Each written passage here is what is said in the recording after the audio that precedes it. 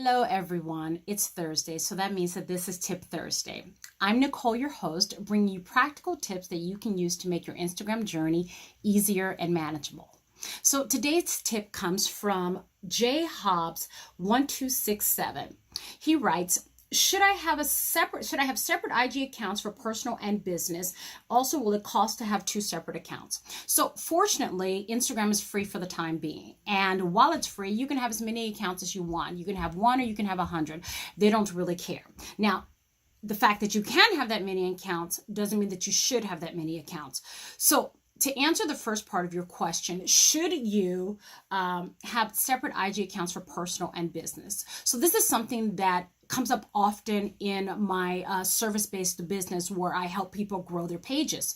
A lot of my clients want to know, should they merge their personal and their business accounts? Well, there are two sides to this. One is that some people are really, really shy and they just don't feel comfortable being in front of the camera.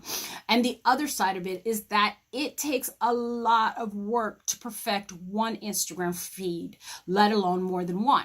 When I first started this, I had a personal brand and I had my professional brand. And besides the fact that it was very difficult for me to give quality time to perfecting both of them and giving them the look that they should have, the look that I knew that was going to bring in customers, I found something interesting that happened.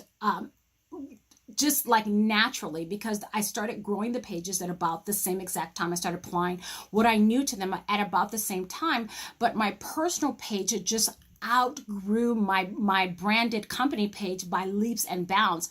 And what I discovered from this is, as part of my education, is that people want to connect with the brand behind the brand. You are the brand behind your brand. You are the thing that makes that brand tick, that makes it work, that brings it to life. And people want to know who that person is and why that person relates to them, how that person relates to them. And based on that, it makes them connect truer than a company or a corporate page, which I see a lot of people doing with their business brands, is they turn them into like this very stale corporate entity that doesn't really attract. It tells people about what they sell or what they service, but it doesn't really connect with people. And that's always going to be your focus, is connecting and relating to people so that you can build trust within a community, and that community will in turn allow you to lead them basically anywhere you want them to go, regardless of what you're selling, promoting, even if that's yourself. So my opinion is that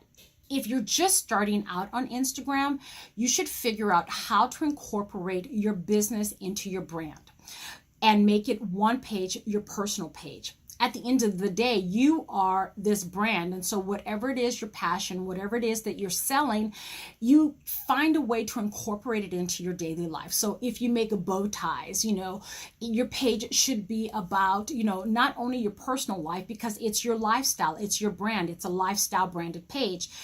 Do the things that you naturally do, but you want to incorporate maybe some user-generated content. One of your customers who's wearing your bow ties and and tagging you in it. You want to put them on your profile. You want to stage things that have more of a lifestyle feel to them.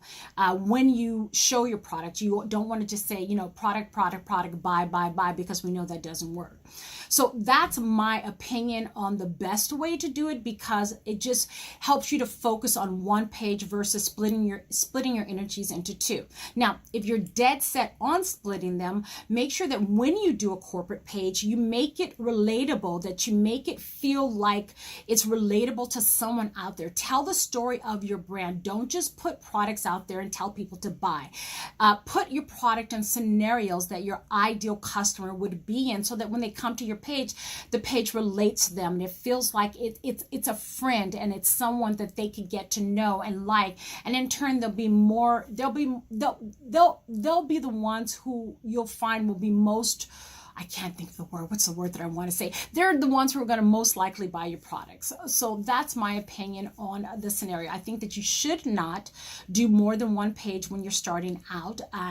But if you're insistent on doing it, make sure that it's personable and relatable. Now, when you become a multimillionaire and you have a staff, of course, you can do as many pages as you want. And, in that case, it's absolutely suggested, because you have a lot of things that you're doing. But even in that case, it's always going to work better for you. And and the growth of any page if people can relate to it and they can relate to the person behind the brand.